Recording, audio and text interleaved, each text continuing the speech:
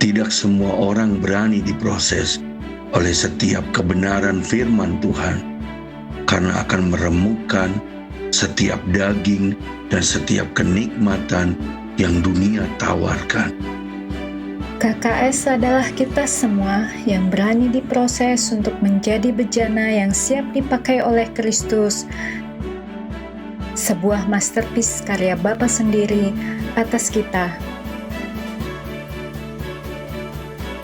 Yang bergerak menuju satu visi, menjadi Kristus-Kristus yang terlahir di dunia, yang berlari mengejar mahkota kehidupan dan menjadi pemenang. Tidak ada dua Tuhan, yang ada hanya Tuhan Yesus, Sang Firman. Bergerak dengan tujuan hanya memikirkan kemuliaan Tuhan semata. Tidak ada visi dan kehendak pribadi. Mencintai Tuhan dan sesama tanpa batas. Merindukan mereka yang terhilang. Tersenyum bahagia ketika ada anak bungsu yang pulang ke rumah Bapa. Sepenanggungan terhadap kesusahan orang lain. Menjadi terang di tengah kegelapan. Menjadi oasis di padang gurun orang lain. Membawa orang lain mengalami perjumpaan dengan Tuhan Yesus.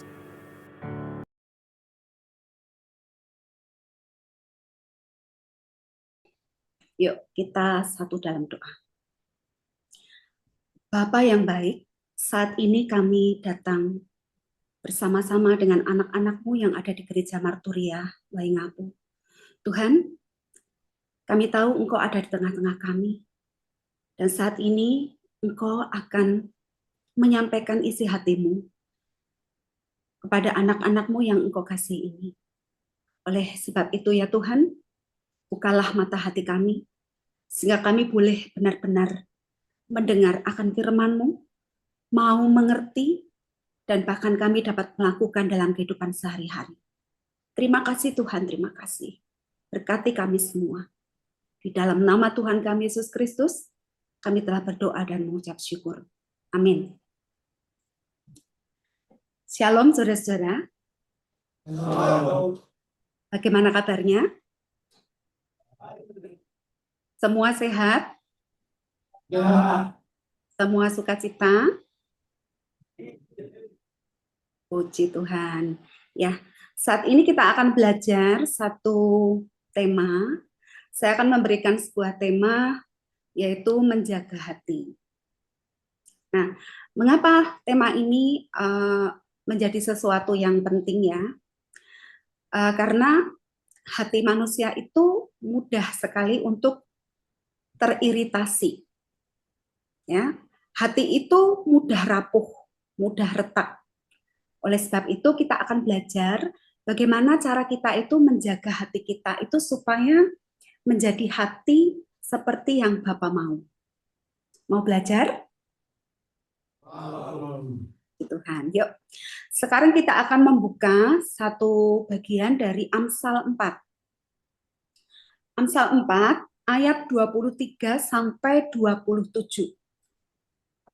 Kita akan membacanya secara bergantian ya.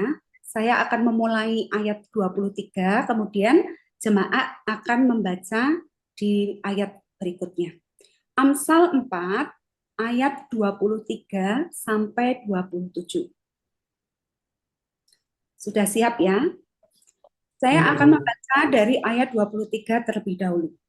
Jagalah hatimu dengan segala kewaspadaan, karena dari situlah terpancar kehidupan.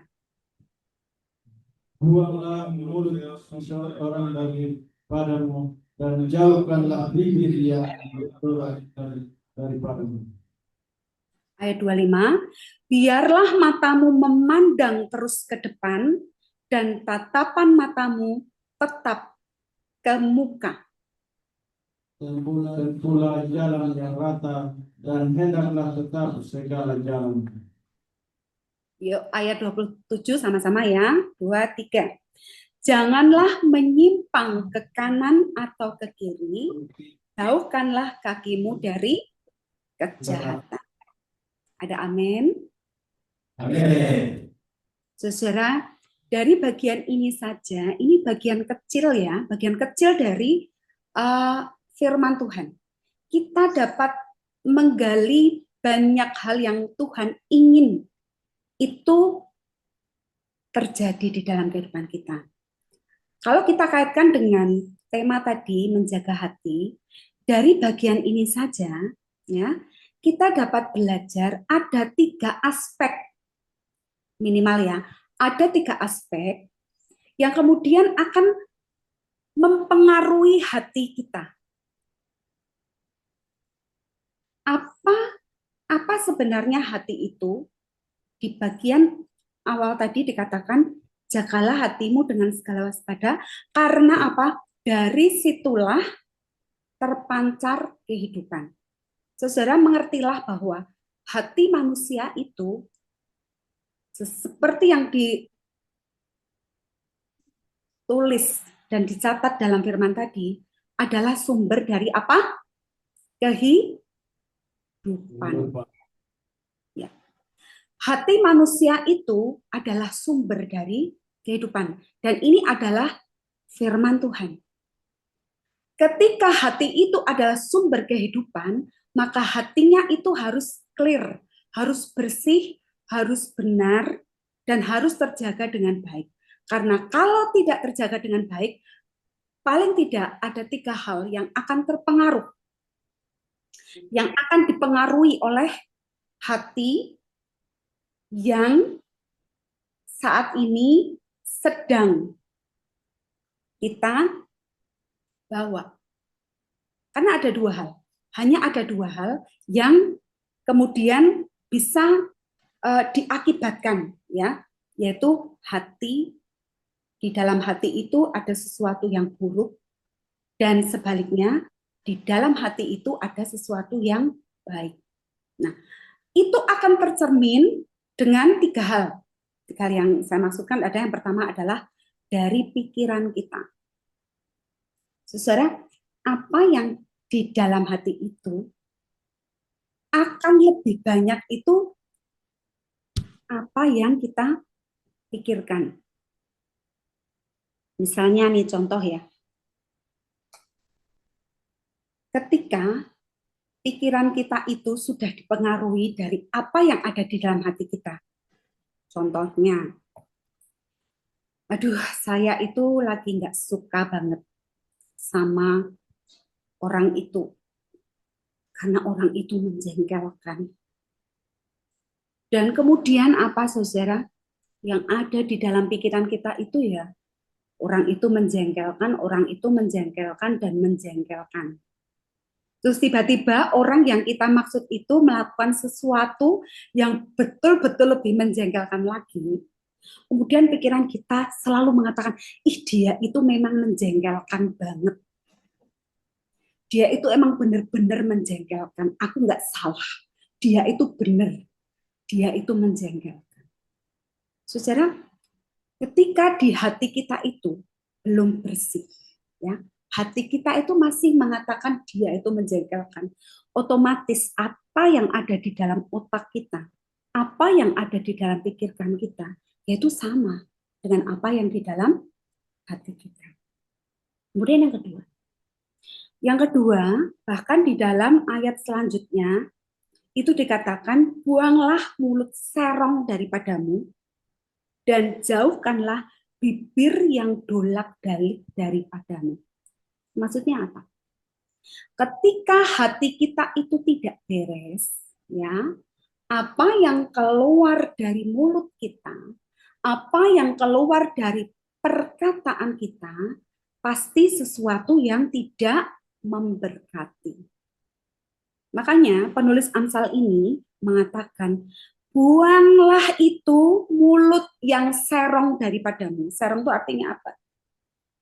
perkataan-perkataan yang tentunya tidak Tuhan izinkan itu keluar dari mulut kita. Bibir yang dolak-dalik, artinya apa? Kita tuh ngomong sembarangan gitu ya. Apapun kita omong, terserah ini mulutku sendiri gitu ya. Mungkin dalam hati kita berkata begitu. Terserah aku mau ngomong apa saja, itu terserah dari mulut. Saudara, tidakkah engkau sadar? Tidakkah kita sadar bahwa sesuatu yang kita ucapkan melalui mulut ini, yang pertama bisa memberkati, tapi yang kedua bisa melukai seseorang. Dan itu asalnya dari mana? Semuanya adalah dari hati yang belum clear, hati yang belum beres. Manakala hati kita ini belum beres, maka tidak menutup kemungkinan perkataan-perkataan yang kita ucapkan kepada orang lain adalah perkataan-perkataan yang melukai. Sementara ketika perkataan kita itu melukai orang lain, akibatnya apa? Ketika orang lain yang mendengarkan perkataan kita juga hatinya belum beres, ya, itu akan menimbulkan yang namanya kepahitan. Orang yang kepahitan itu bisa melakukan apapun. Makanya kemudian dari akhir bacaan yang tadi kita baca, bisa terjadi yang namanya kejahatan. Paham ya sampai di sini ya? Ketika mulut kita ini tidak memberkati tapi melukai orang, orang yang menerima ketika orang itu juga sama-sama seperti kita yang hatinya belum beres, itu bisa timbul kepahitan. Dan ketika orang dalam kehidupannya pahit, dia bisa mengerjakan apapun atau melakukan apapun di dalam kehidupan. Kemudian yang ketiga, ketika hati kita ini belum beres, ya, apa yang terjadi? Ya, seperti yang saya katakan tadi, tindakan kita pun ya, nggak hanya apa yang kita pikirkan, aku jengkel sama orang itu gitu ya tadi waktu dipikirkan. Terus kemudian yang kedua, dikatakan, ngomong sama temannya, dia kayaknya nggak baik, dia menjengkelkan ini, itu. Kemudian apa? Tindakannya juga bisa akan berlanjut. Ketika dia udah saking memuncak gitu ya, di dalam otaknya, dalam pikiran, dalam benaknya, jengkel sama orang itu, dia bisa melakukan tindakan apapun yang itu akan membuat situasi keadaan menjadi lebih tidak baik. Saudara, dari tiga hal ini, maka kita mesti belajar untuk menjaga hati kita. Supaya apa? Hati kita menjadi hati yang tetap baik, seperti yang Tuhan mau. Bukan sebaliknya, ketika hati kita belum beres, justru kita akan melukai orang-orang yang ada di sekitar kita. Coba sekarang kita koreksi masing-masing diri kita. Oh ya Bu, saya dulu itu melukai istri saya dengan kata-kata saya, dengan ucapan-ucapan kasar saya, misalnya seperti itu. Karena memang hati saya itu belum beres. Atau mungkin begini, oh ya Bu, dulu tuh saya akhirnya melakukan ini ya Bu, saya ngambil uang gitu ya, ambil uang di tempat saya bekerja. Ternyata karena memang hati saya belum beres. Tindakan-tindakan itu ya, saudara. Segala sesuatu yang terjadi di dalam kehidupan kita, itu adalah pilihan. Kita mau memperbaiki atau tidak, itu adalah pilihan kita. Tuhan memberikan free will. Tuhan memberikan kebebasan meskipun Tuhan menjanjikan bahwa kita itu akan menjadi anak kesayangannya, tapi semuanya itu adalah pilihan. Tinggal kita mau ambil atau tidak. Nah, bagi kita yang mau ya, mengambil pilihan yang baik yang Tuhan sudah sediakan bagi kita. Syaratnya adalah kita harus bisa menjaga hati kita. Kalau tadi di awal saya mengatakan hati kita itu mudah terkontaminasi. Betul banget. 100% betul. Karena apa? Karena kita hidup bersama dengan orang lain. Meskipun adalah saya tuh punya teman yang dia itu tidak mau bergaul gitu ya.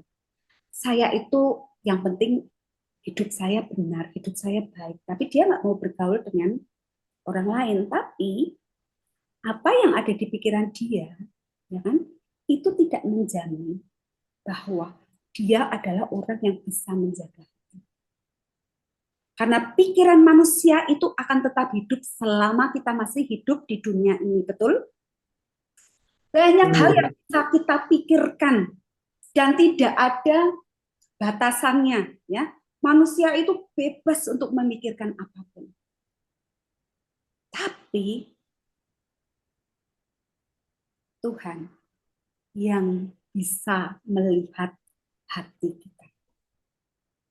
Mungkin kita pandai ya menutupi sesuatu dari diri kita ketika kita tuh sedang melakukan kesalahan atau melakukan dosa.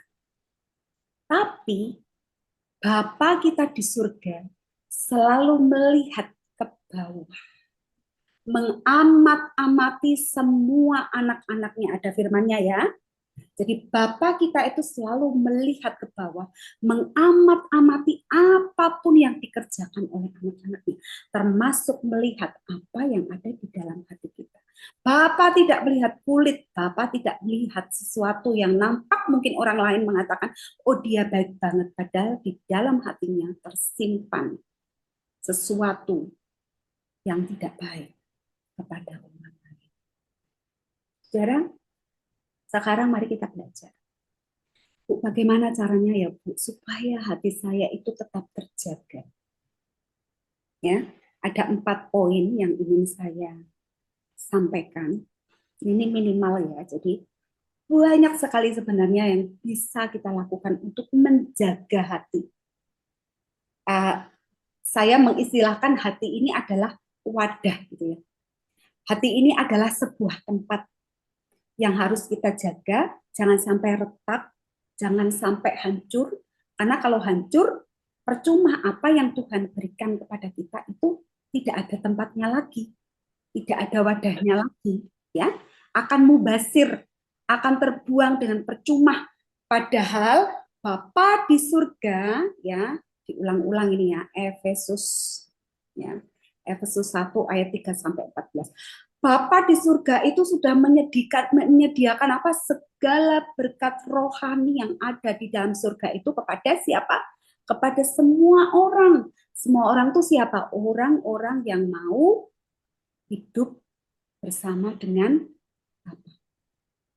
Ya. Cara yang pertama, hiduplah menjadi orang-orang yang berkenan kepada Tuhan. Yuk dibaca Ibrani 11 ayat 6. Saya minta tolong dibacakan ya, salah satu ya. Ibrani 11 ayat 6.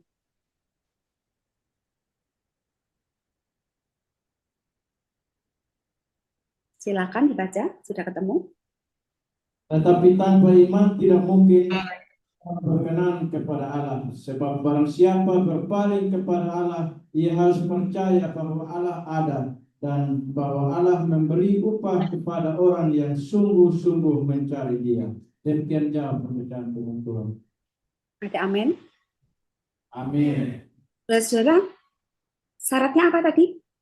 Kalau kita itu menjadi berkenan kepada Tuhan, di ayat ini tadi apa syaratnya?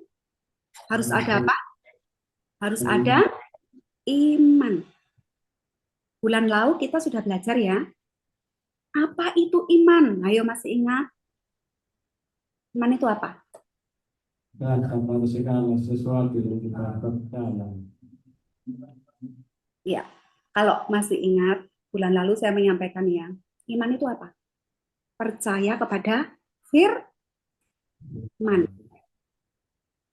Gampang nggak? Definisinya gampang ya. Kalau kita punya iman, karena apa? Karena kita percaya pada firman. Firman itu apa? Firman itu adalah perkataan dari Tuhan. Amin.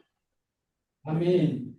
Nah, kalau kita itu tidak percaya dengan firman Tuhan, itu pasti akan terjadi dalam kehidupan kita, ya artinya kita belum ada iman. Nah, bahkan tadi di dalam ayat tadi ya, dilanjutkan bahwa ketika kita itu punya iman, nanti Tuhan akan memberikan upah. Tuhan akan memberikan upah kepada orang yang beriman. Beriman artinya percaya penuh kepada firman. Jadi kalau firman-Nya mengatakan apa ya, contohnya Tuhan itu akan memberkati kita karena Dia itu adalah Allah yang penuh dengan kasih dan rahmat. Allah adalah Allah yang baik, untuk selama-lamanya kasih setianya, gitu ya. Tuhan adalah baik, bahwasanya untuk selama-lamanya kasih setianya di dalam kitab Mazmur ya. Kalau kita mengamini firman ini, kita percaya pada firman ini, oh Tuhan itu baik, bahwasanya untuk selama-lamanya, tidak terbatas. Tapi begitu detik kita mengalami masalah, kadang-kadang hati kita itu ke-distract. Tuhan tuh sudah lupa sama janjinya. Katanya Tuhan baik, untuk selama-lamanya kasih setianya. Tapi kok aku ngalami masalah ini? Itu salah satu contoh. Ketika hati manusia itu rapuh. Ketika iman yang mestinya ada, itu menjadi zong, menjadi kosong lagi. Padahal ketika Tuhan itu mengatakan, kalau engkau beriman, percaya saja tanpa syarat atas apa yang Tuhan firmankan, ya, hidup kita itu akan menjadi berkenan. Itu adalah cerminan ketika hati kita terjaga, yaitu manakala kita itu mau untuk mempercayai firman itu.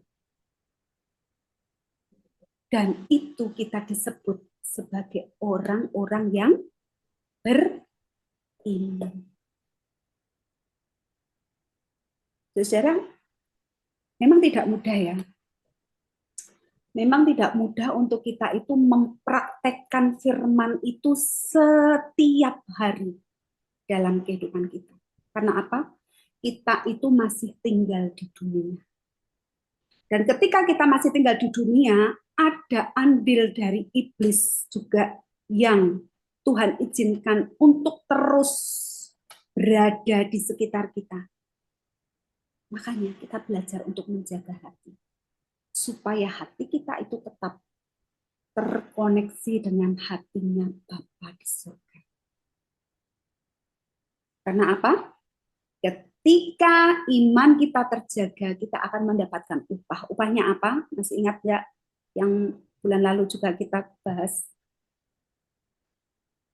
Ketika orang yang punya iman yang teguh dan kuat, maka kasih karunia Bapa itu akan dilimpahkan kepada kita. Apa itu kasih karunia? Kasih karunia adalah segala yang Bapa punya.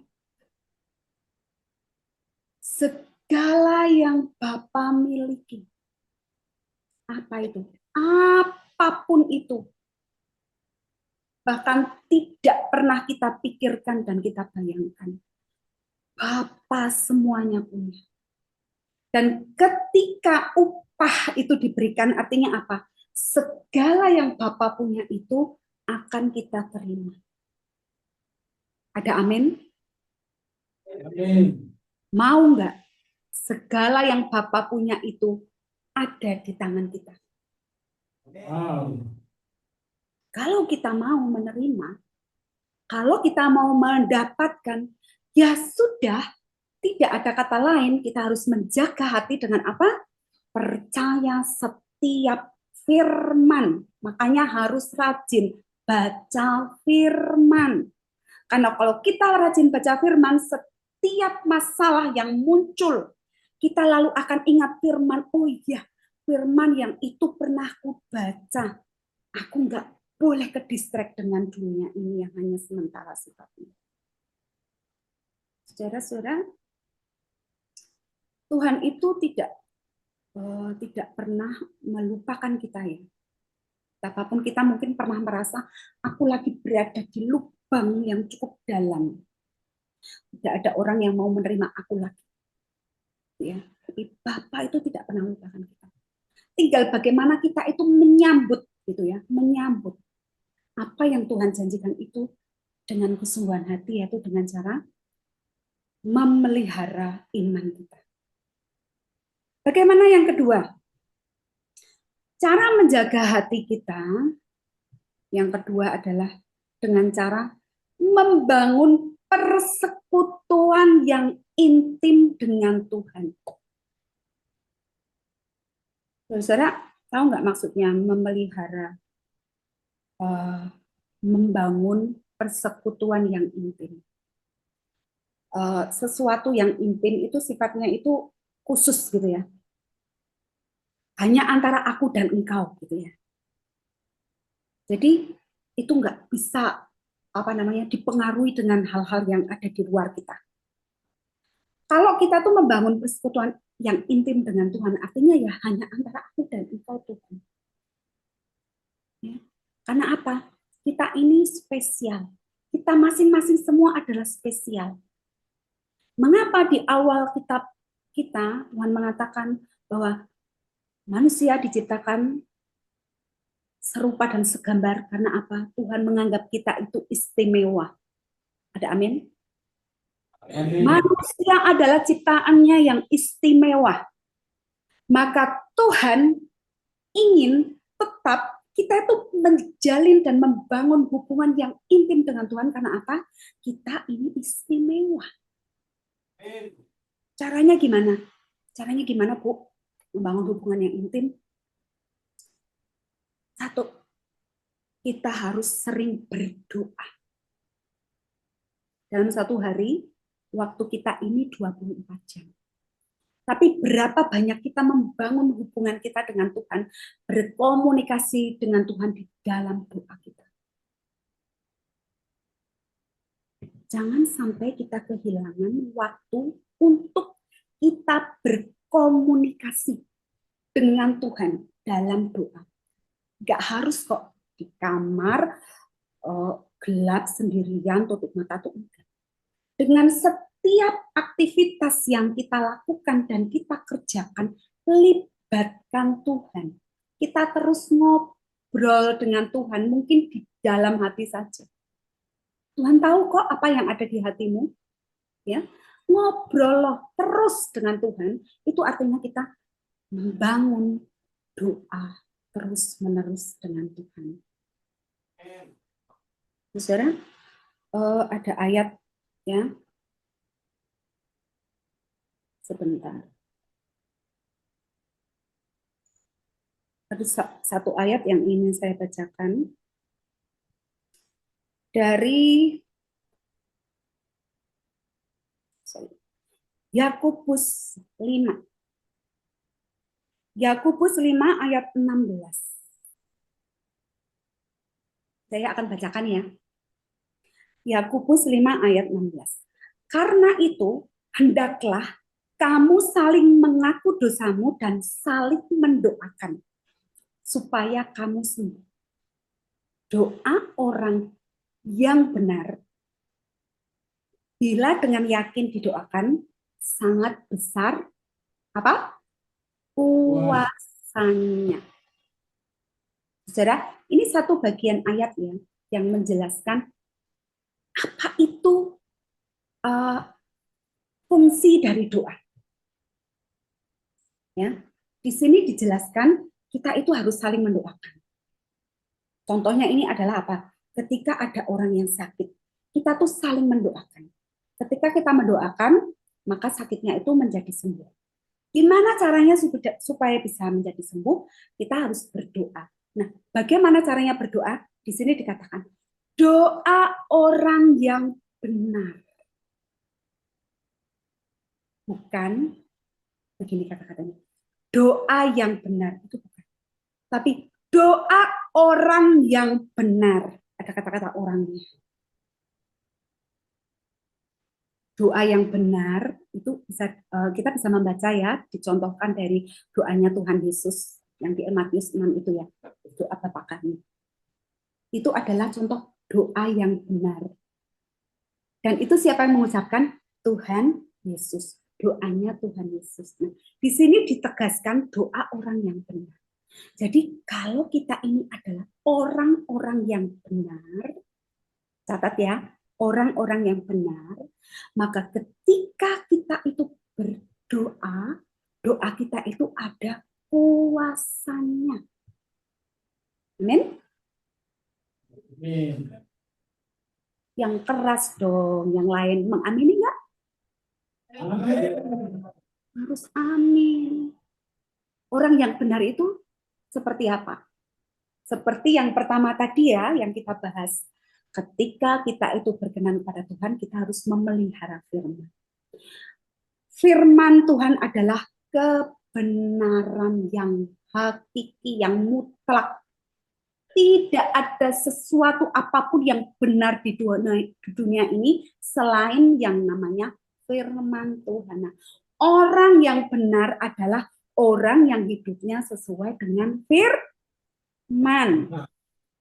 Kalau hidupnya udah sesuai dengan firman, apapun yang kita ucapkan itu ada kuasanya. Hai yang sakit, sembuh, sembuh.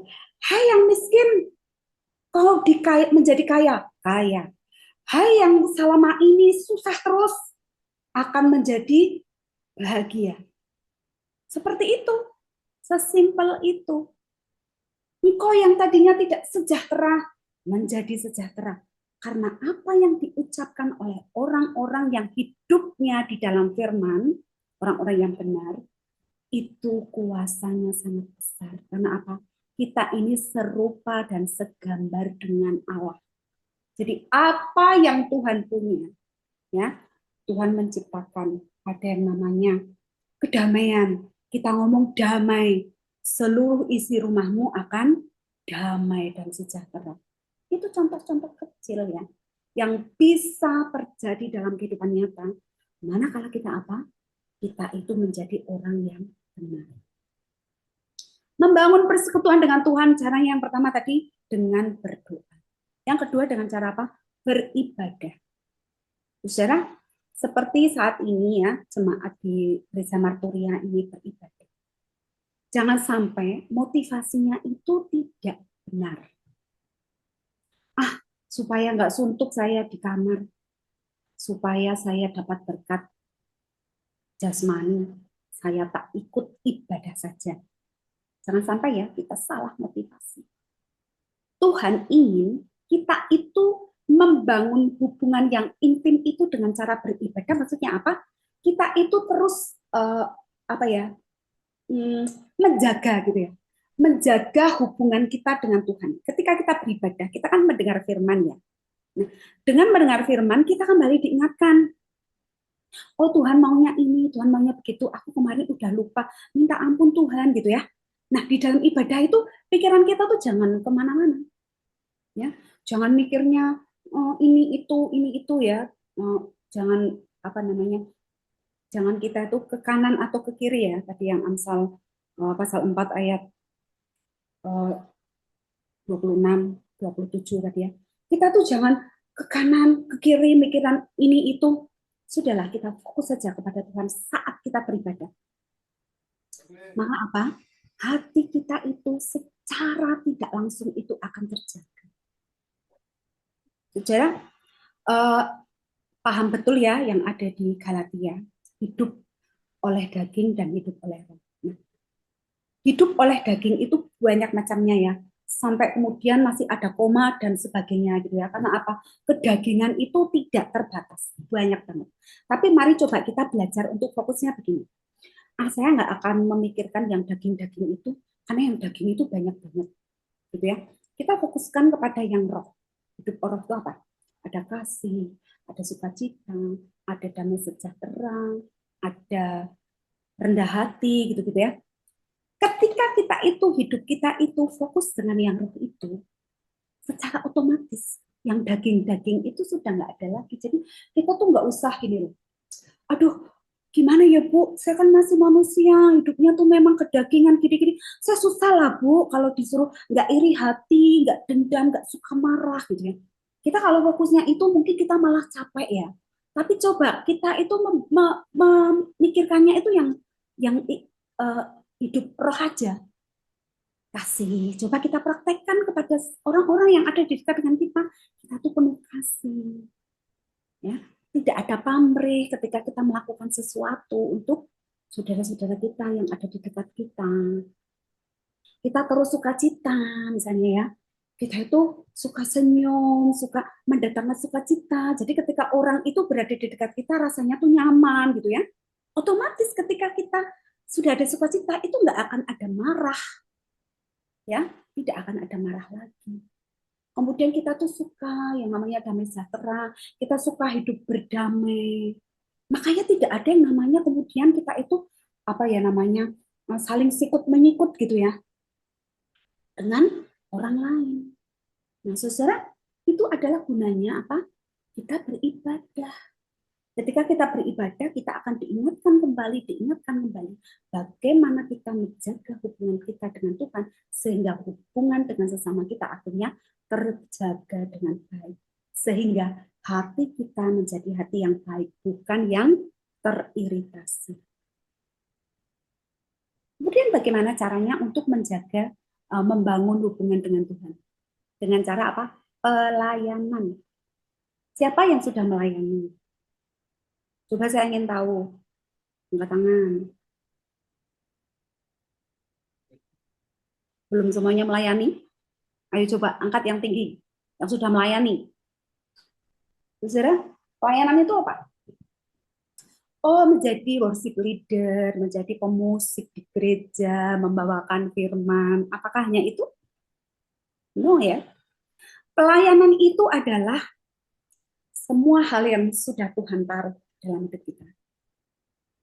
Untuk Tuhan mau kita kerjakan, dan kita lakukan itu dengan sepenuh hati, dengan setia, dan terus-menerus. Contoh, Tuhan itu melihat hati kita ya masing-masing ya. Tuhan gini, oh dia tuh cocoknya. Itu aku taruh sesuatu karena dia itu orangnya itu care dengan orang lain. Dia itu adalah pendengar yang baik.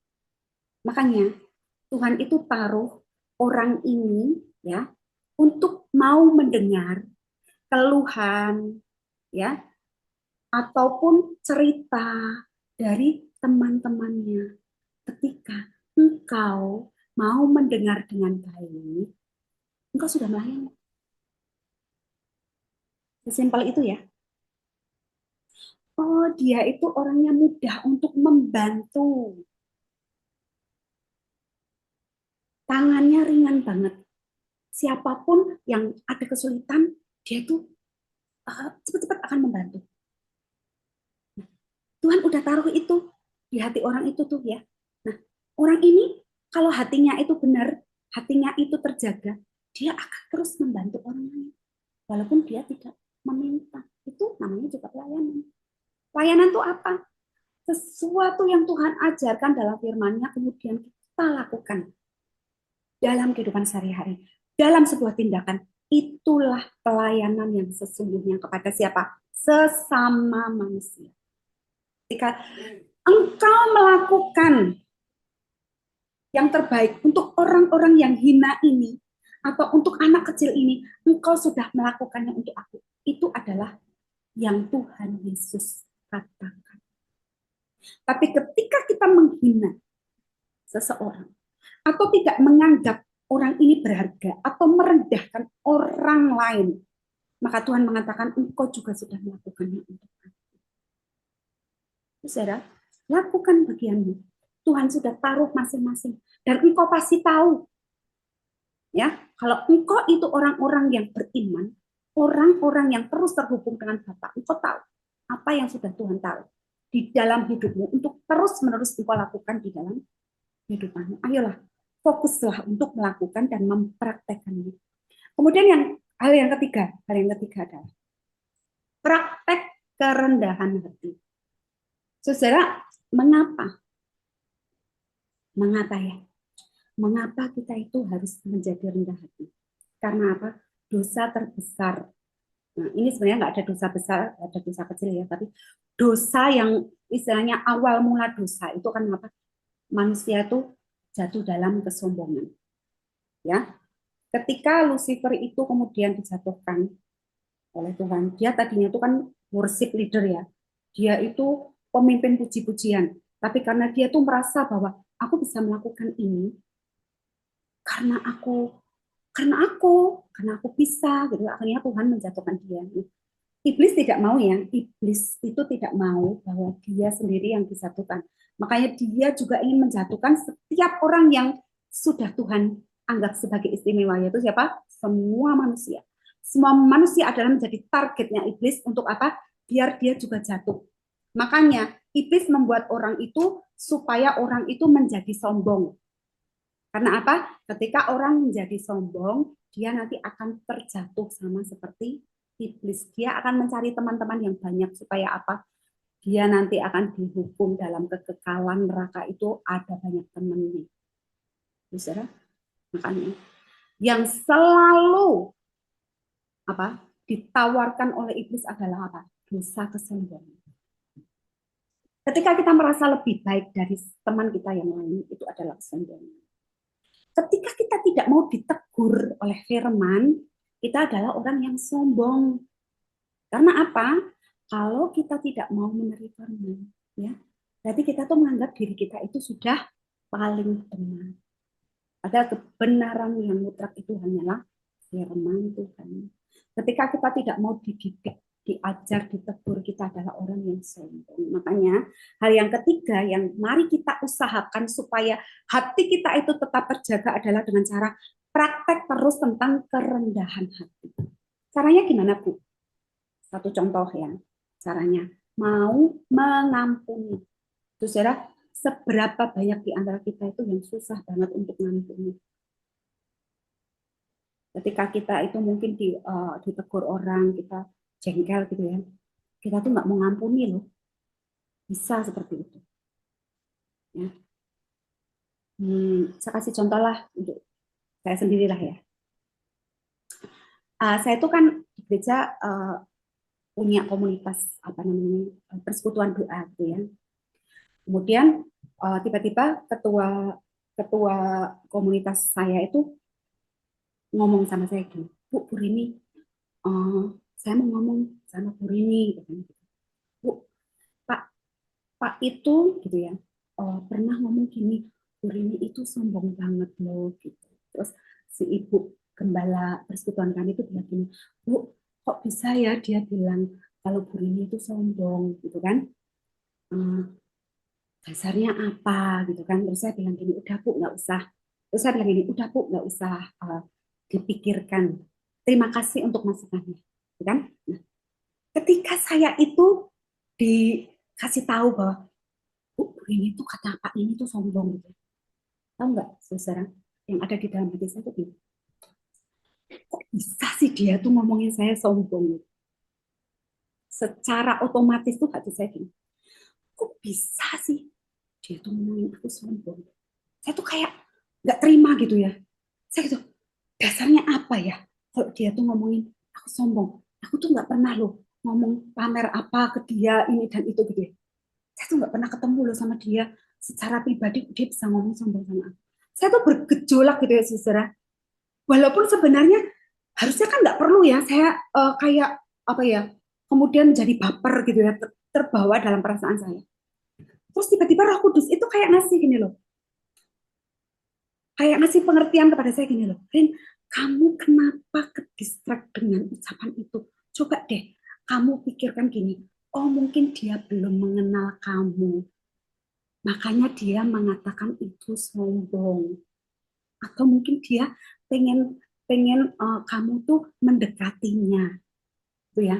Nah, saudara, itu malam hari itu saya dapat pengertian seperti itu. Kemudian hari Minggu ketika saya ibadah, tiba-tiba tuh saya gini, saya pengen mendekati bapak itu, suami istri ini gitu ya. Udah usianya udah di atas 70 sih menurut saya. Kemudian tiba-tiba saya mendatangi dia. Saya mengucapkan dengan bahasa Jawa gitu, maaf ya gitu. Sugeng enjang Pak, gitu ya, maksudnya itu selamat pagi. Maksudnya saya mengucapkan dengan bahasa Jawa karena apa? Itu tuh sesuatu yang sopan banget gitu ya. Dan saya itu hatinya tuh sudah beres karena semalam itu Roh Kudus tuh sudah kayak mengasih pengertian pada saya gitu. Saya cuma mengatakan gini, sehat, sehat gitu kan. Dia itu mukanya itu terus kelihatan kayak bahagia yang nggak dibuat-buat gitu loh, saudara. Ngerti nggak maksud saya? Nah, ketika saya sudah melakukan itu, hati saya itu sudah lega, lepas gitu ya. Dan apa? Efeknya itu baik untuk ke depan. Diulang ya tadi yang Amsal di depan tadi ya. Saya akan membacakan begini. Yang Amsal 4 ayat 25, 26 ya. Biarlah matamu memandang terus ke depan dan tatapan matamu tetap ke muka. Tempuhlah jalan yang rata dan hendaklah tetap segala jalannya. Saudara, hidup kita itu ya, itu ada sesuatu yang di depan. Manusia itu penuh dengan harapan, betul nggak? Siapa yang udah nggak punya harapan hidupnya untuk masa depan? Nggak mungkin ya. Semua orang tuh pasti pengen berharap masa depannya tuh baik. Nah, tatapan matamu tuh harus tetap ke depan. Nah, ketika tadi saya itu mencoba untuk mendekati orang itu, ada sesuatu yang lepas. Hati saya tuh menjadi plong gitu ya, rasanya nyaman dan enak. Sehingga ketika saya kemudian melangkah lagi untuk menyongsong hidup saya di masa depan, semuanya tuh terasa ringan. Dan Tuhan tuh bukakan ini, bukakan itu, pintu-pintu tuh Tuhan bukakan gitu ya. Ketika hati kita itu jernih. Saya pernah bercerita ya, nggak tahu di gereja ini pernah bercerita atau enggak. Ketika saya itu pernah disakiti seseorang, kemudian saya tuh menjadi kepahitan yang kepahitannya tuh mungkin darah saya kalau dicek tuh bukan darah hitam gitu ya. Jadi saya tuh pahit banget sama dia, tapi begitu saya itu mengampuni dia gitu ya. 5 tahun kami berumah tangga, akhirnya Tuhan memberikan saya keturunan gitu ya. Kemudian orang yang menyakiti saya ini tiba-tiba saya mendoakan dia, memberkati dia, kemudian dia akhirnya menikah walaupun sudah di usia yang sudah tidak muda gitu ya. Jadi gini loh, Tuhan itu akan selalu membukakan pintu-pintunya gitu ya. Tingkap-tingkap langit itu tidak ada lagi namanya langit tembaga yang tidak bisa untuk Tuhan curahkan berkat-berkat ini. Ayo praktek untuk perendahan hati. Dengan cara apa? Satu, contoh saja tadi ya, mengampuni. Apakah ada saudara itu belum mengampuni? Istrimu, anakmu, saudaramu, sesamamu. Coba praktekkan itu. Ucapkan namanya. Dalam doa, Tuhan akan memberesi lagi hatimu. Amin. Amin. Kemudian yang keempat, pilihlah komunitas yang positif. Saudara, saya berdoa ketika saudara itu ada di tempat ini, di tempat itu ya, itu tuh sedang dalam proses Tuhan itu mengajar gitu ya, mendidik. supaya kalian itu menjadi orang-orang yang bisa diandalkan oleh Tuhan untuk di kemudian hari. Nah, ketika nanti sudah keluar, ya, kita semua berdoa semuanya akan keluar, ya, dalam kemenangan. Pilihlah komunitas yang positif, komunitas yang membangun. Karena apa? Jangan lupa tadi ya, hati kita itu rapuh, mudah pecah, mudah retak, mudah teriritasi. Kalau kita itu nyemplung lagi, ya, masuk lagi ke komunitas yang salah, ya akan mudah dipengaruhi. Pilihlah komunitas yang membangun dan positif. Saudara, ada satu contoh di Alkitab ya, seseorang yang menurut saya dia itu sangat bisa menjaga hatinya, maka Tuhan kemudian memberikan berkat yang luar biasa. Ayo kita mencontohnya, gitu ya. Contohnya adalah siapa? Yusuf. Dia sangat menjaga hatinya. Ketika saudara-saudaranya itu membenci dia, bahkan dia kemudian mau dibunuh, akhirnya dijual gitu ya. Yusuf itu tidak sakit hati loh. Tidak sakit hati. Dia mengatakan di Kejadian, saya bacakan ya, karena waktu ya. Kejadian 45 ayat 5.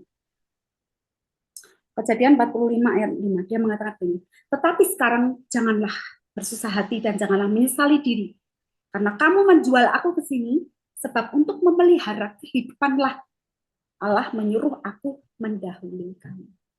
Saudara, betapa Yusuf itu sangat menjaga hatinya untuk bersih ya.